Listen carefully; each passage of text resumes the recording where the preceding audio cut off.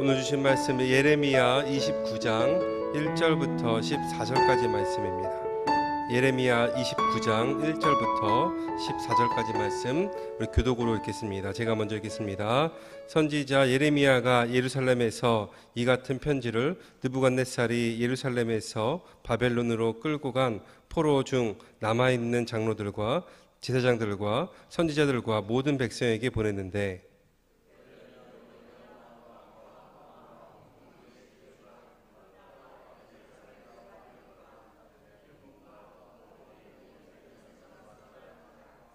유다의 왕 시드기야가 바벨론으로 보내어 바벨론의 왕 느부갓네살에게로 가게 한 사반의 아들 엘라사와 힐기야의 아들 그마리아 편으로 말하되,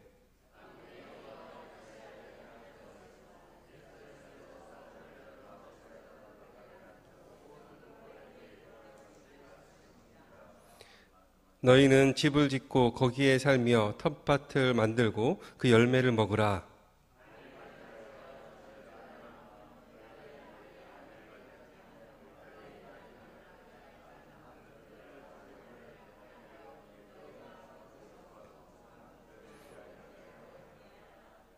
너희는 내가 사로잡혀 가게 한 그 성읍의 평안을 구하고 그를 위하여 여호와께 기도하라. 이는 그 성읍이 평안함으로 너희도 평안할 것임이라.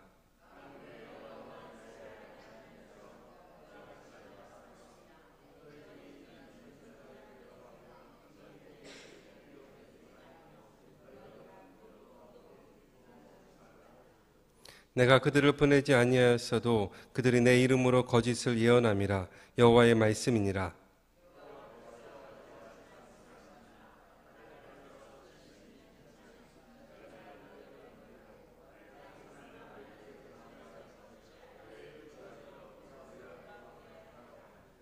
여호와의 말씀이니라. 너희를 향한 나의 생각을 내가 아나니 평안이요 재앙이 아니니라. 너희에게 미래와 희망을 주는 것이니라.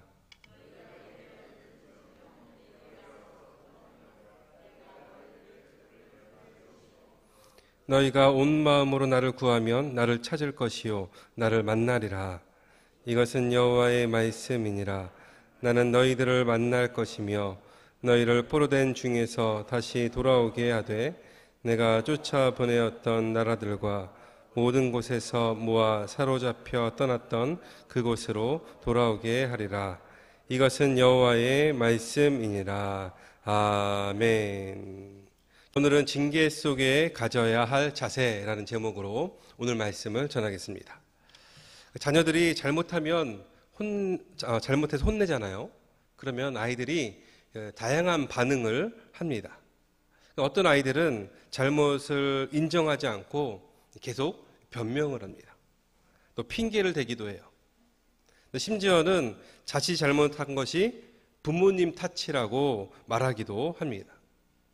이렇게 반응하면 어떻게 될까요? 네, 더 혼나죠. 세상 말로 뒤지게 혼납니다. 굉장히 혼납니다. 잘못했다고 한마디만 하면은 내가 용서해 줘야지. 이렇게 마음을 가지고 있다가 이렇게 반응하면은 더 화가 나서 더 크게 혼나기 마련이에요. 근데 어떤 아이들은 혼내면은 바로 자신의 잘못을 인정합니다. 그리고 부모님이 왜 혼냈는지 그 파악을 해가지고 그 잘못된 부분을 앞으로 하지 않겠다고 말합니다. 이렇게 말하면 대부분의 부모님들은 뭐라고 말하죠? 아, 그래, 앞으로 그렇게 하지 마 하고 용서를 해줍니다.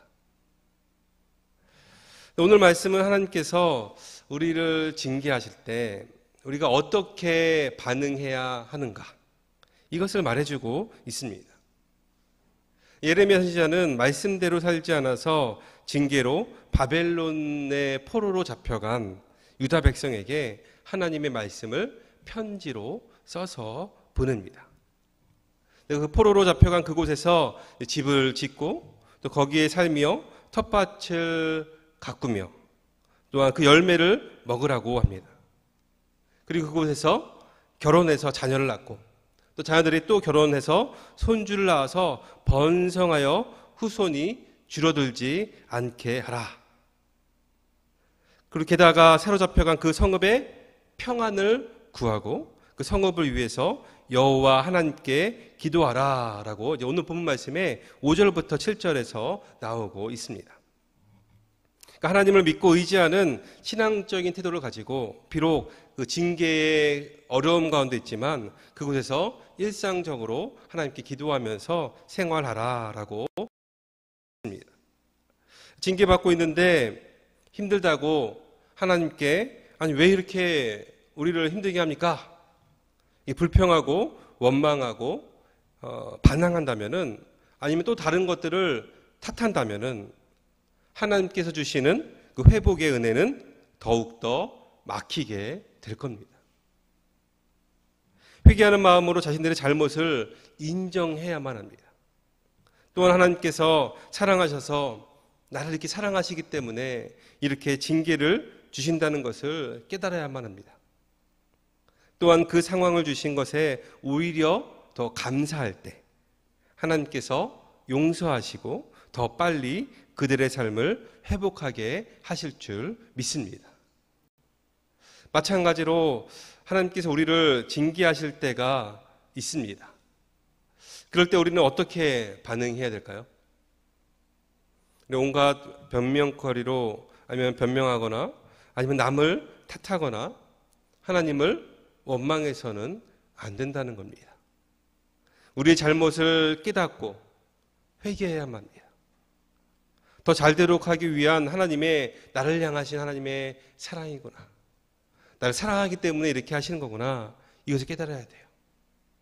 또한 그 가운데 오히려 감사할 거리를 찾아야만 합니다. 우리가 감사하지 못할 만한 상황 속에서 감사할 제목들이 보석처럼 박혀 있습니다. 예를 들면은 집이 좁아서 불만인 사람들은 이미 집을 갖고 있는 사람이죠. 부모님 때문에 힘들다면은 부모님이 살아 계신 겁니다. 또 배우자 때문에 고민인 사람이라면은 결혼한 사람이고 자식 때문에 속상하다면은 자녀도 있는 사람입니다. 또 부하 직원 때문에 속을 썩인다면 직장에 다니고 있고 또 상사라는 이야기죠. 그러니까 이처럼 불만을 가질 대상을 갖고 있다는 것 자체가 바로 또한 그런 환경 자체가 감사한 일인 경우가 많이 있다는 겁니다. 그러니까 그 안에 감사의 보석이 숨어 있다는 거예요. 그렇기 때문에 지금의 상황에 불평하는 것이 아니라 오히려 하나님의 은혜, 하나님께 감사할 거리를 더욱더 찾을 때 그의 삶이 하루속히 더 빨리 회복될 줄 믿습니다. 코로나19로 인해서 모든 사람들이 어려운 상황 속에 있습니다.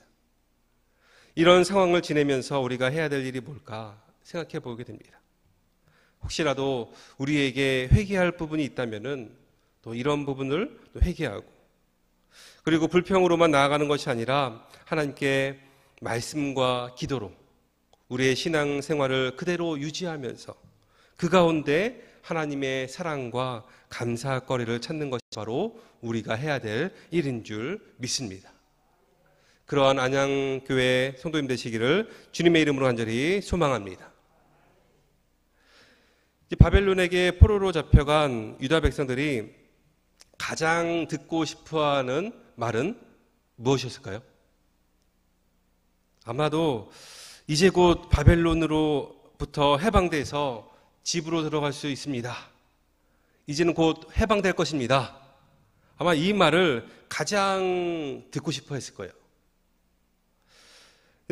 듣기 좋은 소리였지만 하지만 이러한 주장은 누구의 주장이었냐면은 거짓 선지자들의 주장이었다는 겁니다.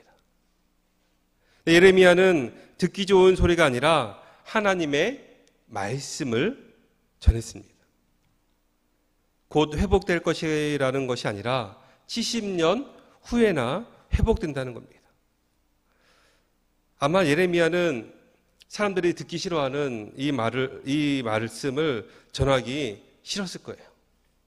이 말을 전하기는 굉장히 힘들었을 겁니다. 그럼에도 불구하고 예레미야는 하나님의 말씀이었기 때문에 이것을 전했던 겁니다. 힘들 때일수록 잘못된 판단을 할 때가 많이 있습니다. 그러니까 어려울 때 믿음이 흔들려서 하나님보다 다른 것을 더 의지할 때가 있습니다. 귀에 좋은 소리를 들려주며 미혹하는 그런 거짓 영들을 우리 경계해야만 합니다. 그 신천지에서 기존 교인들을 빼갈 때 이런 방법을 이용하는 것 같습니다. 교회 안에 들어오죠. 들어오면 교인들을 파악을 합니다. 그리고는 두 부류의 표적을 정해요. 하나는 교회에 불만인 사람, 한 부류는 물질이나 아니면 건강 등 현재 힘든 상황에 있는 사람. 교회에 불만인 사람들이 다가가지고 교회의 잘못된 부분들을 자꾸만 이야기하는 거예요. 자꾸 들추면서 또 불만을 갖도록 부추깁니다. 또한 목회자들을 깎아내리고 또 사역자들이 오히려 거짓 선지자다라고 말하면서 혼란스럽게 옆에서 합니다. 그러면서 점점 교회와 멀어지게 하는 것이 신천지들의 수법이에요. 또 어려운 성도들에게 다가갑니다. 물질적으로 어려운 사람이 있으면은 직장을 소개시켜주면서 성경 공부를 하자고 합니다. 또 건강 문제 때문에 힘들어하는 사람들이 있다면은 꿈에서 당신을 이렇게 봤는데 당신이 이렇게 하면은 나하고 같이 성경 공부하면은 나을 겁니다. 이게 신령한 척하면서 다가와요. 그리고 자신들의 말을 들으면은 회복될 수 있다는 그 이야기를 들으니까 그 소리를 듣고서 어려운 상황에 있을 때, 또 힘든 상황 속에 있을 때는 그 말들이 쏙쏙 귀에 들어오는 거예요. 그리고는 같이 성경 공부를 하러 가게 되죠. 그렇게 미혹된 사람들이 많이 있습니다. 영적으로 혼란한 지금과 같은 시대에 더욱더 하나님의 말씀을 잘 분별하도록 해야 합니다. 그러기 위해서는 우리가 우선적으로 교회 테두리 안에 있어야 됩니다. 교회 밖에서 들려오는 소리에 흔들려서는 안 돼요. 우리가 교회 자꾸 밖으로 겉돌다 보면은 그 거짓된 영들이 우리의 심령을 건드릴 수가 있습니다. 조심해야 돼요. 우리가 교회 안에서 세워주신 우리 목회자들과 또 성도님들과 함께 주님이 오시는 그날까지 함께 하시는 것이 가장 안전합니다. 때로 맨날 보던 사람이기 때문에 지겨울 수도 있어요. 그리고 귀에 솔깃하게 하는 말씀이 없을 수도 있습니다. 왜냐하면 맨날 만난 사람이고 또 우리 목회자들도 맨날 이렇게 또 듣는 소리를 또 들으니까. 하지만 여러분들, 하나님께서는 교회를 통해서 역사하시는 줄 믿습니다. 교회를 통해서 하나님께서 말씀하시는 줄 믿습니다. 그렇기 때문에 교회 안에서 진실한 하나님의 말씀을 듣는다라는 사실을 꼭 잊지 마시기를 주님의 이름으로 간절히 부탁드립니다. 코로나19로 인해서 온라인 예배로 드리면서 신앙생활 하기가 매우 어려운 상황입니다. 이런 때에 우리 귀만 즐겁게 해주는 것에 다른 곳에 미혹돼서는 안 된다는 겁니다. 우리 새벽 예배 영상인 오늘의 묵상을 통해 아마 지금도 이제 오늘 이 영상을 오늘 예배 드린 것을 또 들으시겠죠. 이 오늘의 묵상을 통해서 날마다 예배 드리면서 또한 이 시기 가운데 더 하나님의 말씀을 통독하기를 끊이지 않고 또한 가정을 위해서 또 간구 식구들을 위해서 교회를 위해서 또 이 나라를 위해서 무릎 꿇고 기도하기를 쉬지 않는 것이 바로 우리가 해야 될 일인 줄 믿습니다. 어려운 상황 속에서 더 하나님의 말씀에 귀 기울이고 교회를 더 기도하며 또한 우리의 마음을 다잡아서 또 말씀을 읽기와 또 기도하기를 쉬지 않는 우리 모두가 되시기를 주님의 이름으로 간절히 부탁드립니다. 이제 70년 기한이 차면 이스라엘이 회복될 것이다 라고 예레미야 선지자는 선포를 합니다. 이것은 하나님께서 확증하신 그 희망의 약속이었습니다. 하지만 이 약속은 자동적으로 이루어지는 것이 아니라 하나님께 부르짖으며 간구하는 자만이 얻을 수 있는 약속이었습니다. 그 하나님의 선하신 뜻을 믿는 자들은 하나님의 약속을 붙잡고 부르짖으며 간구하는 자들인 줄 믿습니다. 회복의 역사는 전적으로 하나님의 능력으로 이루어지지만 그 회복을 소망하는 사람이 받아들임으로써 완성될 줄 믿습니다. 예를 들면은 의사의 실력이 아무리 뛰어난다 할지라도 그 수술대 위에서 환자가 전적으로 그 의사에게 맡겨야만 나을 수 있는 것처럼 하나님의 뜻은 우리의 순종과 믿음의 간구로 완성되어 간다는 겁니다. 간구하려는 마음과 또 부르짖고자 하는 간절함이 필요합니다. 우리 온 마음으로 구하면 하나님을 만날 수 있는 줄 믿습니다. 그렇기 때문에 우리는 지금의 삶에 낙심하지 말고 하나님께서 회복하실 것을 소망하며 하나님께 전심으로 기도하는 것이 바로 우리가 해야 될 일인 줄 믿습니다. 그러한 성도 되시기를 주님의 이름으로 간절히 부탁드립니다. 오늘 말씀 12절, 13절 말씀을 읽고 오늘 말씀을 마치겠습니다. 너희가 내게 부르짖으며 내게 와서 기도하면 내가 너희들의 기도를 들을 것이요 너희가 온 마음으로 나를 구하면 나를 찾을 것이요 나를 만나리라. 아멘. 기도하겠습니다.